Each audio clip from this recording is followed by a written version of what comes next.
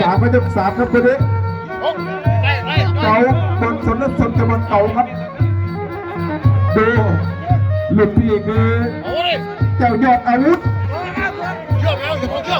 เอาไ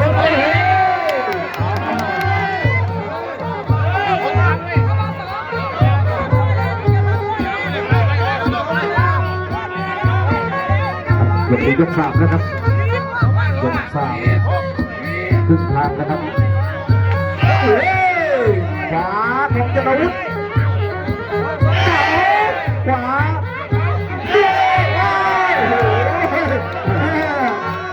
เรียงกระชากครับบอยมันต้อง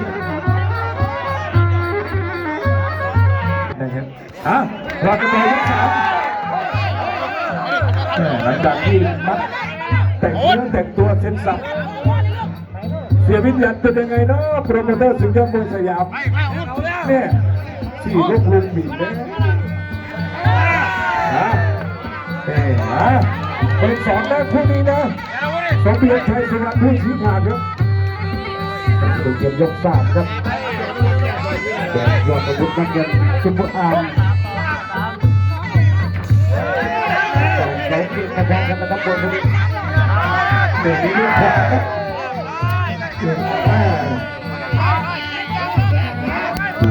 งไปโอเคนะครับจังหวะจะถึงแค่นี้ครับ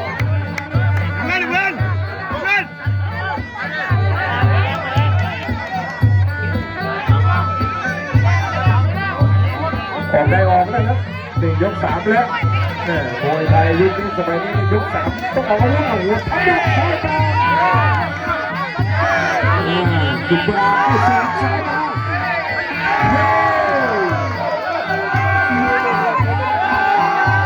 แต่งตัวนะสมาชิกแต่งตัวนะสมาชิกในหัวต้องแต่งตัวยก3ครับ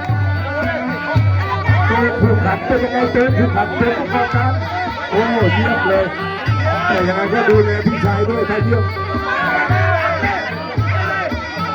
ขวาเสียบขวามาซ้ายขึ้นขวามาซ้ายไปเข่านะครับเข่าเดินเข่านี่พยายามดึงตั้งถึงแล้วซ้ายแย่ครับยกที่3ครับเป็นแฟน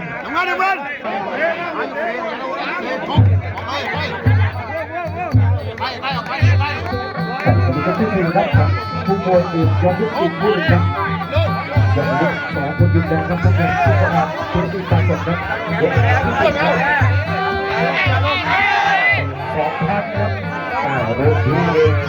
เดี๋ยวเอาลุกลุกอย่าบดใจเหี่ยวนะถ้าบดไปทีบดเหี่ยวนี่กันเหี่ยวเลยแล้วก็เขาเกี่ยวข้องกันนะครับคนที่ต้องดูไปครับเลือดเล็ดแทนถ้าไม่ลงจะโดนกันเนี่ย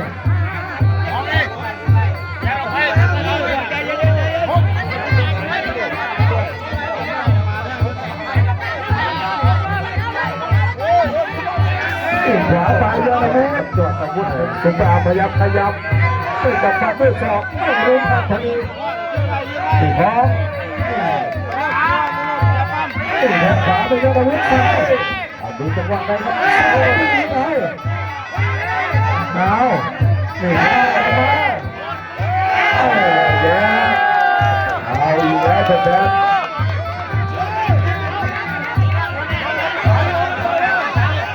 ยกที่4ครับทำได้ครับทำได้ครับ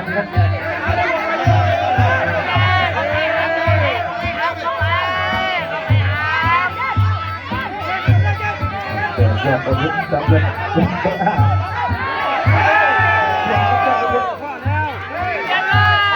ใช้กับคำสุภาพ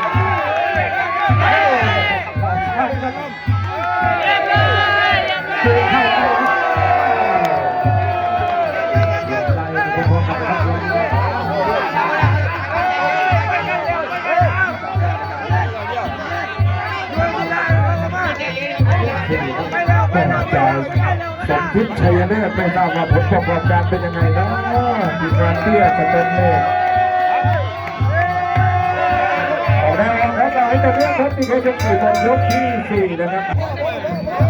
ยกที่5ยกสุดท้ายครับยกสุดท้ายครับสงครามสงบสุดเลย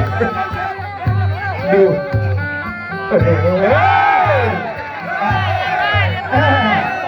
ไม่ธรรมดานะสุดท้ายครับดู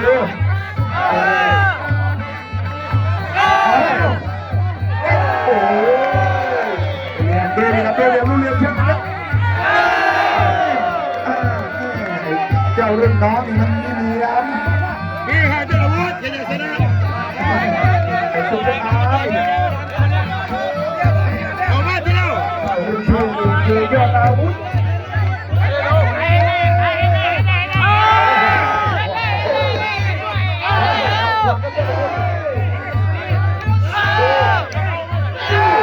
ไม่ขวาขวา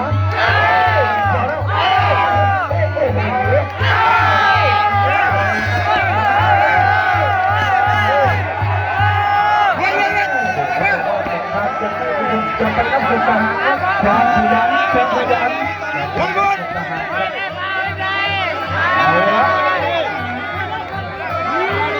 อาวุธน้อย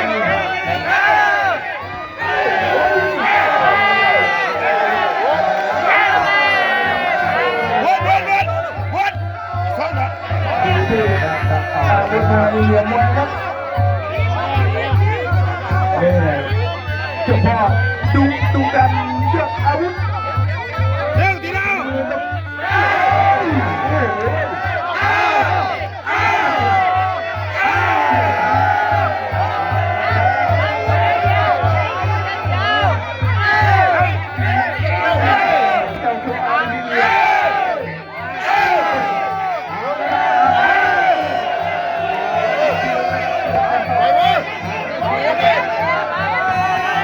สุดท้ายครับสุดท้ายดู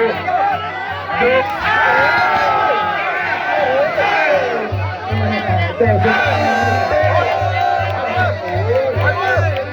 วันอีกสองดอกวันนี้สองดอกกันแล้ว ยังไปรับตัวทหารครับเอาแล้ว เร็ววันสองดอก ดูนะครับเอาคนยกไม่ตายเอาละเอาดูน้องๆนะเพื่อนก็เป็นเพื่อนกันครับทำไปต่อเนื่อง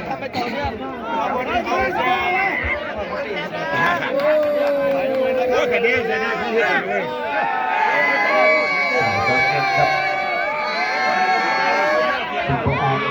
ขอบคุณครับเป็นฝ่ายนะครับ